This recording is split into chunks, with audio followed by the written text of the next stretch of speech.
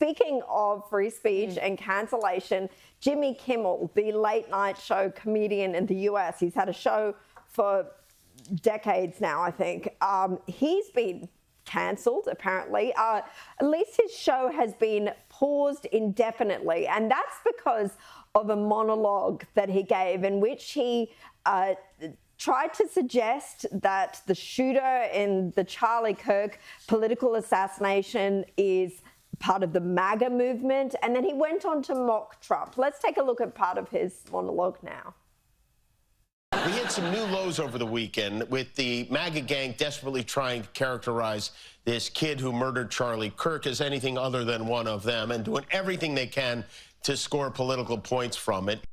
Now, after delivering that monologue, he was then cancelled by the ABC, the American network ABC, and this was praised by Trump as well, who posted to his Truth social page, congratulations for finally doing it. Now, Jimmy Kimmel has had poor ratings for years.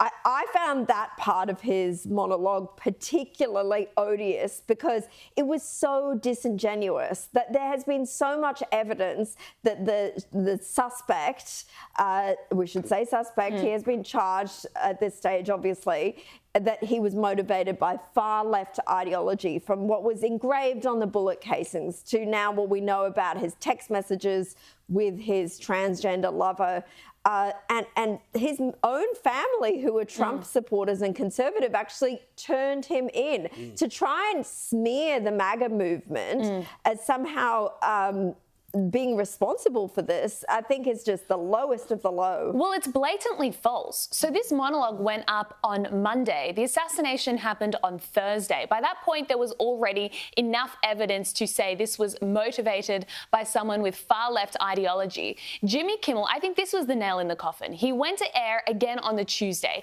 He had time to walk it back. He had time to correct the record and say, you know, I know last night I said they were a MAGA person. It's actually not true. They're from the left, but he didn't. He just glossed over it. And I think that is the problem.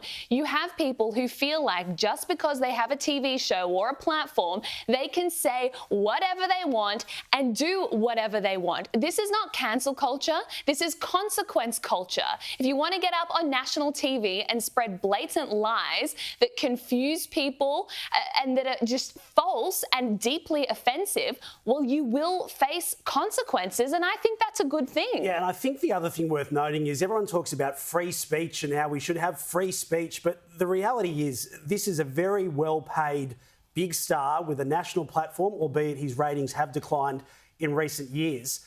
He is bound by a contract, which means his big bosses, who have their own pressures, their own network agreements, their own broadcast standards and everything else, if they're copping pressure, they reserve the right to do something about that. And in this case, I've got the view that when you talk about the next day, he may have been given the opportunity to go on air and say, look, I just want to clarify something from last night. I didn't get this quite right. Instead, only a few days after a tragedy that has been felt all around the world, he's making jokes about that in any sense.